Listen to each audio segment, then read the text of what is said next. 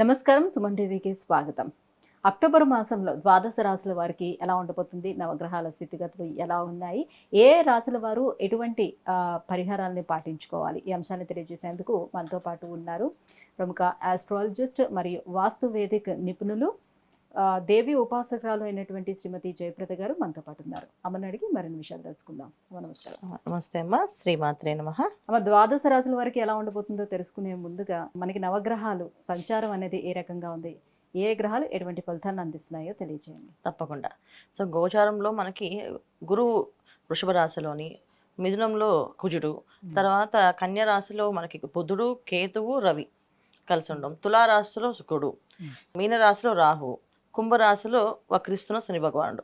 So ఈ కాంబినేషన్లో ఈ మాసంలో ఏంటంటే ఈసారి గోచారంలో ఈ గ్రహాలు ఎలా ఉన్నప్పటికీ కూడా సో గురువు అక్టోబర్ 9 వరకు వృషభ రాశిలో ఉంచి 10వ తారీఖు నుంచి వక్రగతికి చెందుతున్నాడు. అంటే ఆయన అక్కడే ఉండి వెనక్కి తిరిగి చూడడం. సో వక్రించడం, వెనక్కి తిరగడం. వక్రించడం అంటే మనకు మేషాన్ని మళ్ళీ మీనాన్ని అలా చూసుకుంటూ రావడం అనమాట. సో దీనివల్ల ఏంటంటే కొన్ని రాశులకి అనుకూలంగా, కొన్ని రాశులకి ప్రతికూలంగా ఫలితాలు వస్తున్నాయి ఈ మాసంలో. తర్వాత వచ్చేసి రవి, బుధుడు, కుజుడు స్తంభించడం. కుజుడు 20 తారీఖుకి కర్కాటక రాశిలో వచ్చి మళ్ళీ తిరుగమనం మళ్ళీ మిథున రాశిలోకి వస్తున్నాడు.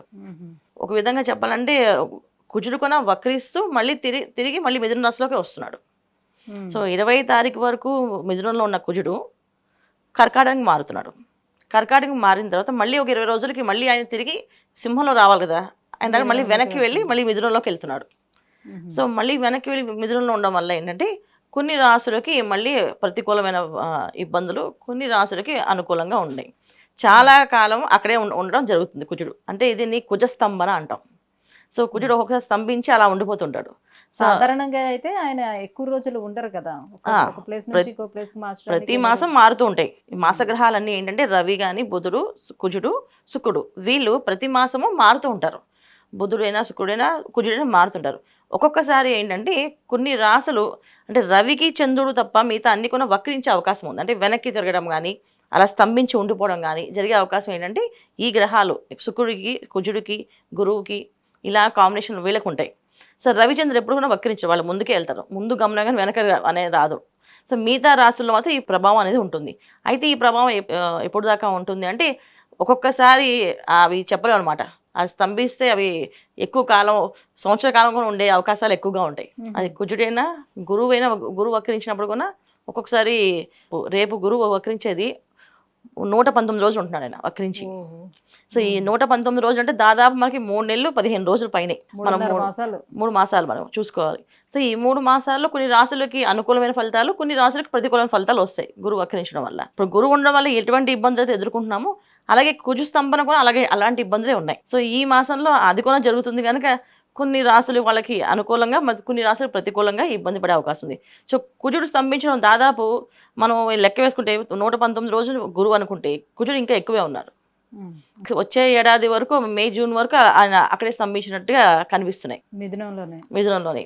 సో దానివల్ల చాలా వరకు ఇబ్బందులు పడే అవకాశం ఎక్కువగా ఉంది. సో ముఖ్యంగా మిథున రాశి వాళ్ళకి ఇబ్బందిగా ఉంటుంది.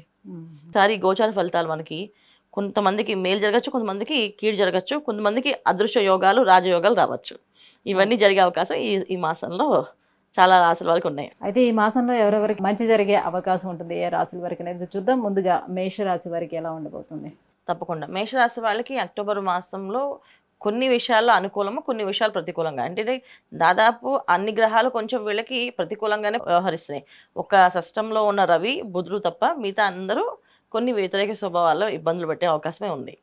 సో షష్టమ స్థానంలో రవి, బుధులు ఉండడం వల్ల ఏమేంటి మేలు జరుగుతుంటే ఉద్యోగపర అంటే ప్రభుత్వం సంబంధించిన వ్యవహారాల్లో, ప్రభుత్వ సంబంధించిన విషయాల్లో, దాంట్లో రావాల్సిన వీళ్ళకి లావాదేవీలు కానీ, దానికి సంబంధించిన వీళ్ళకి కావాల్సిన కెరియర్ అంటే ప్రభుత్వంలో వీళ్ళకి వచ్చే పేరు ప్రఖ్యాతులు కానీ ఇవన్నీ కొంచెం లాభంలో ఉన్నాయి. ఎప్పుడు దాకా అంటే అక్టోబర్ 20 తారీఖు వరకు. ఆ తర్వాత మళ్ళీ వీళ్ళకి అది కూడా వ్యతిరేక ఫలితాలనే తీసుకొస్తుంది. ఏదైనా ప్రభుత్వం సంబంధించిన ఏమైనా వ్యవహారాలు, పనులు ఉంటే వాళ్ళు ఈ అక్టోబర్ 20 తారీఖు లోపు అది ముగించేసుకొని అక్కడి నుంచి వాళ్ళతో ఎస్ అనిపించుకోవడం, సంతకం పెట్టించుకోవడం, బయటపడడం అనేది చాలా చాలా ముఖ్యమైనది. లేదంటే తర్వాత అవి జరగడం అనేది చాలా ఇబ్బంది పెట్టి అది వస్తుందో రాదో కూడా కన్ఫర్మేషన్ అనేది లేదు. సో వీళ్ళకి దాదాపుగా ఏంటంటే ఉద్యోగపరంగా ఇబ్బందులు ఉన్నాయి, ఆర్థిక పరంగా సామాన్యంగా ఉంది, చూస్తూ మంచిగా కనిపిస్తూ వీళ్ళని మాయ చేసి మోసపోయే అవకాశాలు ఎక్కువగా ఉన్నాయి. సో అందుకని కొంతవరకు మేషరాశి వాళ్ళకి మెరుగైన ఫలితాలే అని చెప్పుకుంటూ కూడా ఇబ్బంది పడే అవకాశాలు ఎక్కువగా ఉన్నాయి. సో మెరుగైన ఫలితాలు అంటే ఎవరెవరికి మెరుగైన ఫలితాలు అంటే చదువుకునే విద్యార్థులకి మెరుగైన ఫలితాలు. వాళ్ళు చదువు బాగుంటుంది, చదువు బాగా సాగుతుంది. విదేశాలకు వెళ్ళాలనుకునే వాళ్ళకి అవకాశం ఉంది, విదేశాల్లో సెటిల్ అవ్వాలనుకునే వాళ్ళకి అవకాశం ఉంది. సో వీళ్ళకి బాగుంది. మిగతా ఇక్కడ చేసుకున్న చిన్న చితక వ్యాపారాలు ఏవైతే చేసుకుంటున్నారో వాళ్ళకి కొన్ని ఇబ్బందులు తెలియకుండానే ఏదో ఒక ఆహారం తినడం, ఆ ఆహారం వల్ల ఫుడ్ పాయిజన్ రావడం, దానివల్ల హాస్పిటలైజ్ అవ్వడం స్తంభించినటువంటి కుజుడు వీళ్ళకు కూడా ఇబ్బంది పెట్టే అవకాశం ఉంటుందా? ఇప్పుడు ఇంకా మిథున రాశిలో కుజుడు 20 తారీఖు తర్వాత కర్కాటకంలోకి వెళ్తాడు. కర్కాటకంలోకి వెళ్ళిన తర్వాత మళ్ళీ కర్కాటక నుంచి తిరుగమనం మళ్ళీ మిథునంలోకి వచ్చి స్తంభిస్తాడు. మిథునంలోకి వచ్చాక అంటే ఆల్మోస్ట్ వీళ్ళకి కుజుడు ఒక నవంబర్ నుంచి ఉంటుంది. కాకపోతే ఏంటంటే తృతీయ స్థానాధిపతి అయినప్పుడు కుజుడు వీళ్ళ రాశాధిపతి అయినప్పటికీ కూడా ఏంటంటే సంబంధ బాంధవ్యాల విషయాల్లో తెలిసిన వాళ్ళే వెన్నుపోటు పడవడం కానీ, తెలిసిన వాళ్ళే మోసం చేయడం కానీ, నమ్మిన వాళ్ళే ఇబ్బంది పడడం కానీ జరిగే అవకాశాలు ఎక్కువగా ఉంటాయి. సో ప్రతి విషయంలో జాగ్రత్తగా ఉండాలి. ఎందుకంటే వీళ్ళకి గురువు వక్రించి ద్వితీయాన్ని చూస్తున్న ఆ ఒక్క గురుబలం తప్ప మిగతా అన్ని విషయాల్లో వీళ్ళకి వ్యతిరేకమే ఉన్నాయి. పంచమ స్థానంలో శుక్రుడు కొంచెం యోగాన్ని ఇచ్చినప్పటికీ కూడా ఏమని యోగాన్ని ఇస్తారంటే భార్యాభర్తల మధ్య సమస్యలు ఉంటే అవి తొలగిపోయే అవకాశం. మరి శని భగవాన్ ఇంకా వక్రించి గతిలో ఉన్నారు కదా, ఇంకా శని ప్రభావం వీళ్ళ మీద పడలేదు.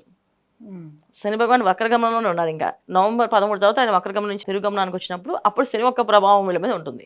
తృతీయ స్థానంలో కుజుడు ఆయన చతుర్థ స్థానంలోకి వెళ్ళాక ఆ ప్రభావం ఇబ్బంది పెట్టే అవకాశం ఉంటుంది. కుటుంబ స్థానంలో కలహాలు, కుటుంబ పరంగా ఇబ్బందులు, కుటుంబం సంబంధించిన వాళ్ళతో గొడవలు, వాటికి సంబంధించిన విషయాల్లో వీళ్ళు కొంచెం ఆ విషయంలో ఏంటంటే వీళ్ళ చేతిలో ఉన్న పని ఏంటంటే కుటుంబమే కదా.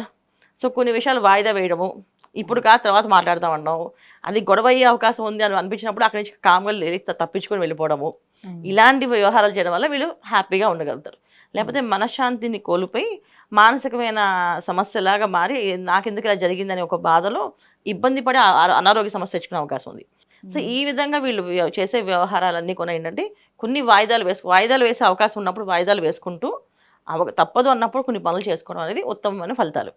ఎలాంటి పరిహారాలు అయితే వాళ్ళు పాటించుకోవాల్సిన అవసరం ఉంటుంది? వీళ్ళు ఖచ్చితంగా ఏంటంటే మౌనాన్ని ఎక్కువ పాటించాలి నాన్న. మౌనంగా ఉండడం మంచిది వీళ్ళకి. తర్వాత ఏంటంటే అనుకోకుండా ఏదో కోపం వచ్చి ఒక మాట అంటే ఆ మాట పట్టుకొని జీవితాంతం వీళ్ళు దెప్పుపడుస్తూ మీరు ఆ రోజు ఆ మాట అన్నారని ఏదో పొరపాటు ఆవేశంలో ఎవరికైనా వస్తుంది, ఆ మాట ఏదో అన్నాయా అంటే ఒప్పుకోకుండా వాళ్ళని ఇబ్బంది పెడుతూ ఉంటారు. కనుక మంగళవారం పూట మౌనంగా ఉండడము, మంగళవారం అట్లీస్ట్ ఎవరితోటి మాట్లాడకుండా ఉండడం వల్ల వీళ్ళు కొంత ఈ రాహు తర్వాత కుజుడు ఒక ప్రభావం, కేతు ఒక ప్రభావం ఇవన్నీ తగ్గుతాయి.